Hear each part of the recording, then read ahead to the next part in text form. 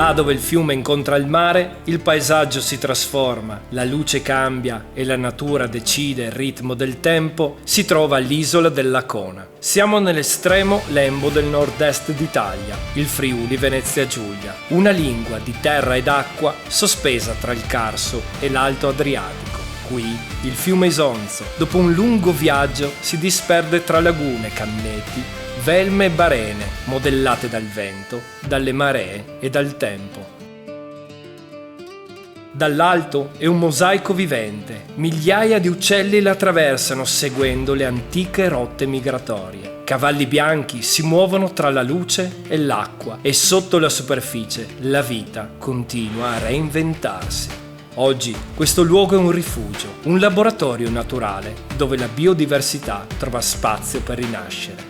Qui si viene per osservare, per ascoltare, per camminare dentro un ritmo che non è più il nostro. Ogni passo rivela un frammento di vita, una sagoma che si alza in volo, un cavallo che si muove nel silenzio dell'acqua, una traccia che il vento cancellerà subito dopo. Ma dietro l'equilibrio apparente c'è un lavoro costante di osservazione, di studio e di cura. E a raccontarcelo sarà Matteo De Luca, direttore della riserva, che da anni ne segue le trasformazioni. La riserva naturale Foce dell'Isonzo è una delle riserve regionali più grandi della nostra regione, occupa circa 2400 ettari, interessa gli ultimi 14 km del fiume Isonzo.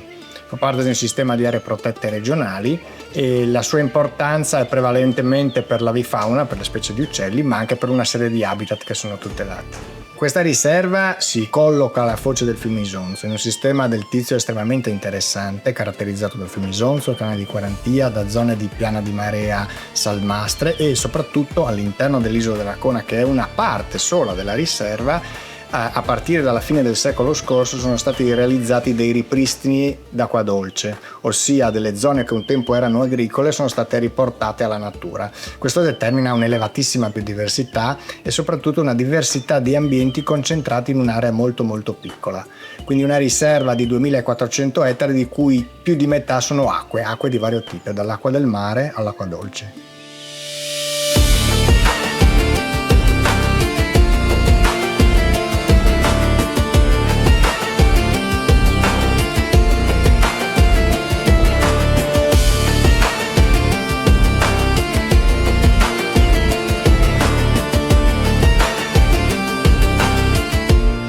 Abbiamo una checklist di 340 specie differenti di uccelli, alcune di queste sono rare, alcune sono comuni e in particolare per gli uccelli le osservazioni possono essere fatte in diversi periodi dell'anno perché molte specie sono migratrici.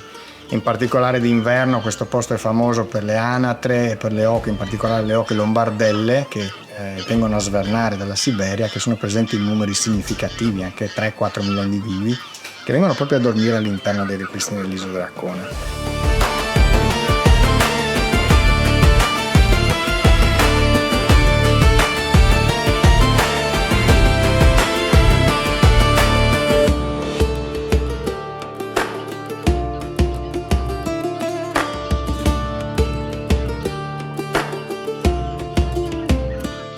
Primavera invece ci sono specie nidificanti o migratrici. Tra i nidificanti c'è il cavaliere d'Italia, che ogni tanto viene predato anche dalla volpe e che è una specie di interesse comunitario molto importante. Poi ci sono specie rare, emblematiche, come l'aquila di mare, che si fa vedere ogni tanto, che attrae per questo anche molto i birdwatcher e i fotografi.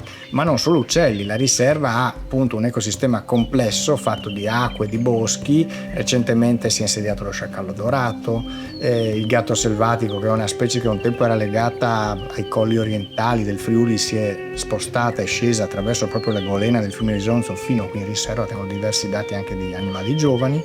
Il cervo di recente e soprattutto la cosa più straordinaria, è documentata per la prima volta dentro la riserva 2 anni fa, è la presenza della lontra, che è uno straordinario predatore acquatico che si era estinto negli anni 70 del secolo scorso, che pian piano ha fatto il suo ingresso nel Tarvisiano intorno al 2010-2014, in quel periodo lì, e pian piano sta riconquistando tutti i territori che un tempo erano di sua competenza, tra cui anche le acque della riserva naturale. Ovviamente poi ci sono gli animali che non si vedono, e parlo di tutta la fauna minore, sia gli anfibi, i rettili, ma soprattutto i pesci.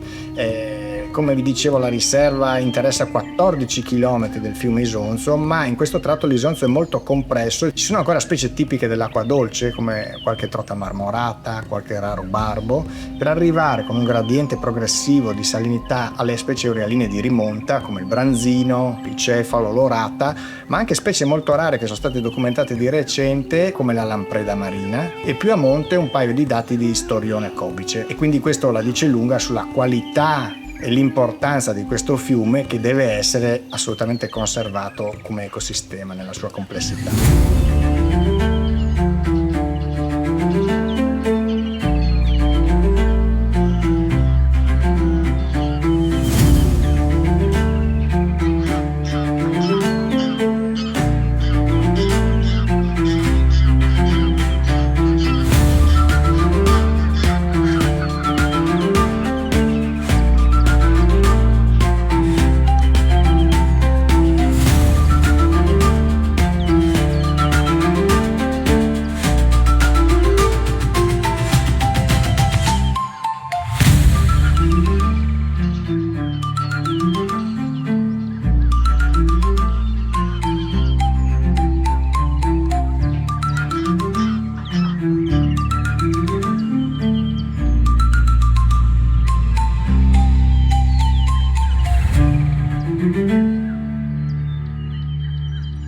Tra le specie particolari che rivestivano anche un interesse di tipo commerciale c'è l'anguilla, una specie in forte crisi, le cui dinamiche sono condizionate anche dai cambiamenti climatici. È una specie che va gestita ad areale vasto, perché è una specie che ha una biologia riproduttiva molto complessa, però le acque dell'Isonzo e anche di alcune risorgive che sono incluse nella riserva naturale, perché il canale Brancolo, che è un canale di risorgiva, fa parte nel suo tratto diciamo più a monte della riserva naturale, rivestono un rilievo assoluto per la conservazione di questa specie. E non solo, anche nei ripristini dell'isola dell'Accona nei quali noi gestiamo le acque periodicamente, abbiamo modo di osservare diversi esemplari di anguilla che sfruttano anche queste zone ripristinate. Quindi il ripristino naturalistico, che era un tempo pensato solo per gli uccelli, in realtà come effetto secondario si è rivelato efficace anche per specie importanti a cui al tempo non si aveva pensato.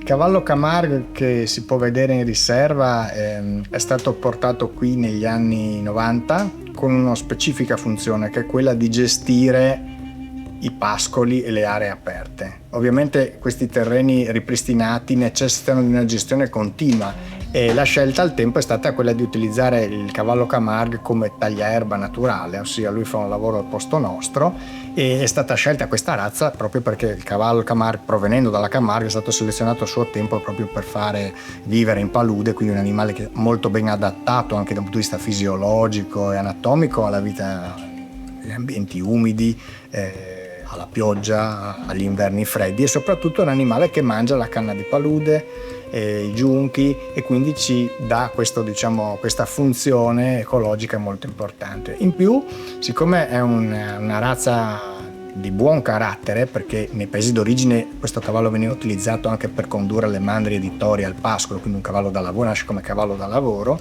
alcuni individui sono stati addestrati alla sella, e quindi come attività ulteriore c'è la possibilità di fare attività a cavallo per chi non è ancora mai andato a cavallo, o per i cavalieri esperti delle passeggiate all'interno della riserva naturale.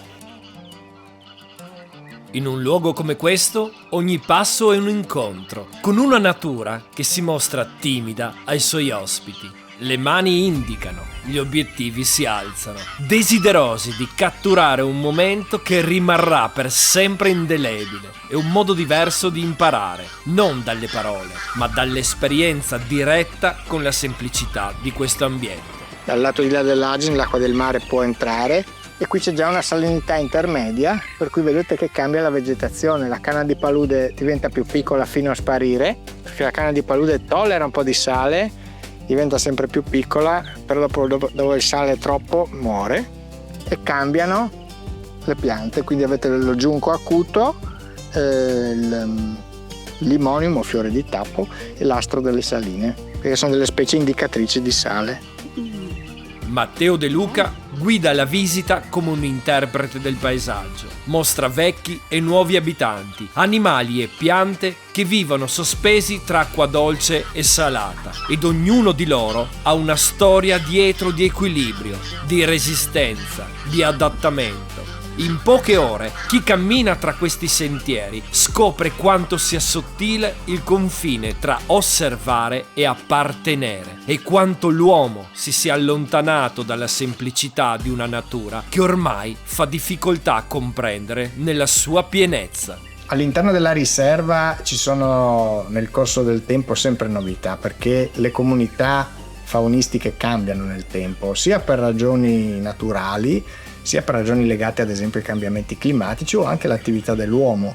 Diciamo che sono calate in numero le specie nordiche che venivano qui a passare l'inverno, perché ormai gli inverni non sono più così freddi e quindi queste specie non hanno più la necessità di scendere fino a qua. Per contro sono incrementato il numero delle specie che più legate ai climi caldi, come non so la ghiandaia marina, che un tempo non era presente come nidificante, adesso nidifica all'interno di una riserva con almeno 2 coppie, e anche colonizzazione, come dicevamo prima, di animali un tempo legati a zone collinari della nostra regione, che sono scese nel tempo lungo le golene del fiume Isonzo, che è un importantissimo corridoio ecologico, e hanno raggiunto zone di pianura. Passato, questa colonizzazione della pianura è stata fatta dallo scoiattolo, dal tasso, al capriolo, al cinghiale, e negli anni recenti appunto lo sciacallo, che è arrivato dai Balcani, il gatto selvatico, una specie molto molto bella, molto rara un tempo e adesso diffusa anche in ambito planiziale, e recentemente anche il cervo, la cui presenza è sporadica e che non è neanche auspicabile rimanga troppo, perché qui questa riserva è molto antropizzata, ci sono molte strade e il cervo è un animale che può comportare anche qualche problematica per gli incidenti stradali. In natura tutto si muove, l'acqua scorre, le stagioni cambiano, gli animali migrano, si adattano. Così nuovi abitanti raggiungono oggi la riserva. La lontra, tornata dopo decenni di assenza, il gatto selvatico, lo sciacallo dorato, segni di un equilibrio che a poco si ricompone. Ma non tutti gli arrivi portano armonia. Alcuni ospiti non sono attesi. Specie venute da lontano che si adattano troppo bene e cambiano le regole del gioco. La nutria che fa crollare gli argini, il gambero della Louisiana che compete con quello autoctono, il cormorano che ormai qui si è stabilizzato alterando numerosi equilibri. Anche questo è movimento. A volte l'uomo ne è complice, altre volte ne è proprio la causa. Abbiamo differenti specie alloctone, sia animali ma anche vegetali, anzi forse quelle vegetali sono quelle più problematiche perché proprio trasformano alcuni habitat. Tra le specie animali abbiamo il gambero della Louisiana, che fortunatamente dentro l'isola Conne ancora non è presente, ma nei corsi d'acqua limitrofi è ben presente. La nutria, che da tempo colonizza tutti i corsi d'acqua della pianura friulana. Abbiamo un problema con la testuggine palustre americana, nei confronti della quale assieme alla regione abbiamo avviato alcuni progetti di controllo e rimozione. Il granchio blu è relegato più alle zone marine di piana di marea della riserva e apparentemente per adesso non ha ancora, evidenziato nei confronti delle specie che a noi interessano particolari interferenze. Per contro abbiamo visto delle interferenze positive fra specie autoctone e specie alloctone, ossia abbiamo documentato, anche grazie a alcuni amici pescatori che danno sempre una mano come dati, l'attiva predazione del branzino sul gambero della Louisiana, l'attiva predazione di alcune specie di aironi sul gambero della Louisiana, e io aspetto che la lontra faccia il suo dovere quando arriverà sul gambero della Louisiana e forse anche sulle testuggini americane. Allora, qui c'è un'altra specie alloctona, che è la gambusia, una specie che è stata importata dall'America ai tempi delle bonifiche, prima della seconda guerra mondiale, per combattere la malaria.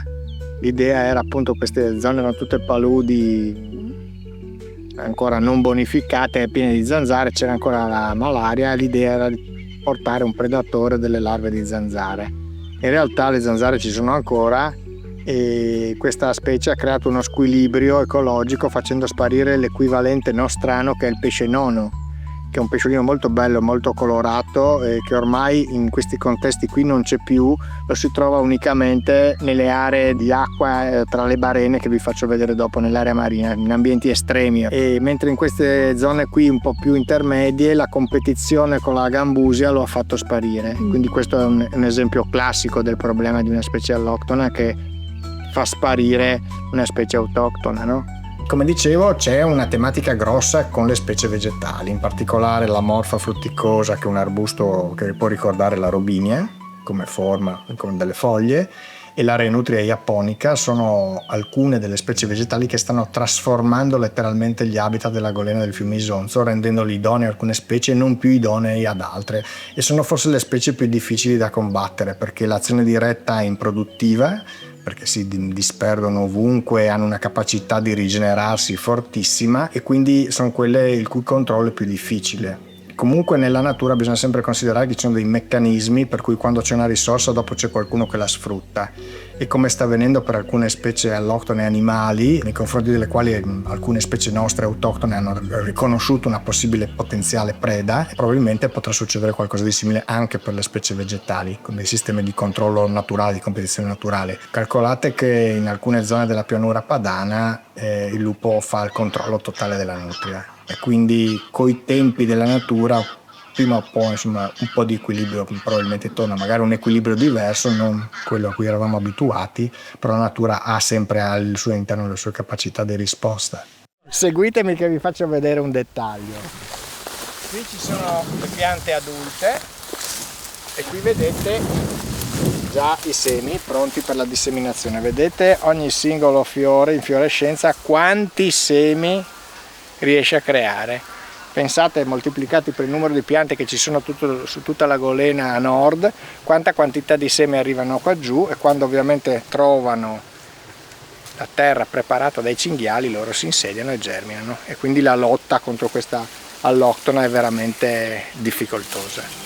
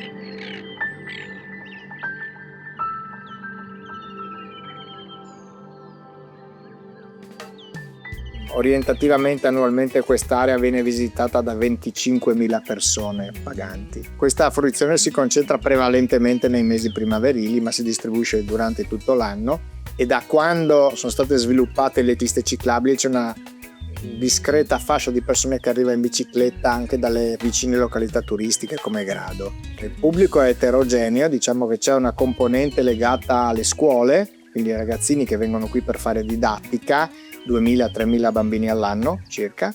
Il resto sono o famiglie che vengono a fare la gita, fotografi naturalisti, birdwatcher, o semplici turisti che sono in visita nel Friuli Venezia Giulia e un giorno lo dedicano alla riserva. Negli ultimi anni è anche aumentato moltissimo il turismo da parte di persone al di fuori della nostra regione, soprattutto al di fuori dell'Italia. La riserva è interessante da osservare tutto l'anno. In realtà però alcuni periodi sono migliori, nel senso che danno l'opportunità di vedere più cose. In particolare la primavera è il periodo in cui si assiste a tutta la migrazione primaverile degli uccelli, e quindi in termini di differenza di specie, diverse specie e di numeri di individui è il periodo più ricco. Un altro periodo molto interessante è la metà dell'autunno, quando c'è la migrazione autunnale, arrivano tutte le specie che hanno nidificato a nord e vengono qui da noi a passare l'inverno, e anche i colori della riserva sono belli perché sono i colori autunnali, cieli tersi, e passeggiando fino alla foce uno vede tutto il Carso, tutto il golfo, e è un colpo d'occhio anche da un punto di vista paesaggistico estremamente interessante. Poi per gli appassionati di natura ogni mese è bello, perché in ogni mese c'è una cosa diversa da vedere. La promozione della riserva viene fatta dal soggetto gestore, che è Cooperativa Rogos, e generalmente viene utilizzata sia ancora materiale cartaceo tipo le brochure informative che vengono distribuite nei vari infopoint, però in realtà i canali più funzionali sono i canali social, dove vengono aggiornate le informazioni anche relative a eventuali chiusure, eventuali problematiche contingenti, e sono quelli più visitati dalle persone alla fine.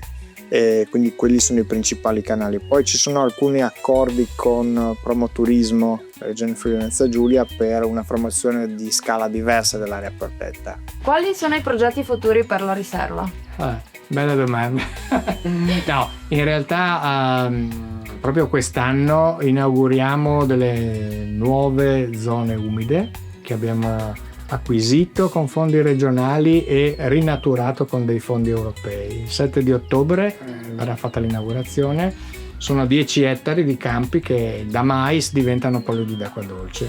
In più, sempre in quel giorno lì, riceveremo ufficialmente il certificato dal Ministero dell'Ambiente di sito Ramsar. Vuol dire che questa zona è diventata anche una zona umida di importanza internazionale. E questo, diciamo, per noi è lo stimolo ad andare avanti, e l'obiettivo è acquisire e rinaturare nei prossimi anni ulteriori aree agricole dentro la riserva naturale. Questo è un posto unico nel Friuli Venezia Giulia, forse in Italia, perché è collocato in un luogo straordinario all'estremo settentrionale dell'Alto Adriatico, perché in esso a suo tempo sono stati pensati e progettati i primi progetti di ripristino naturalistico nella nostra regione e anche direi nel nord Italia, e quindi qualsiasi persona almeno una volta nella vita deve venire a vedere.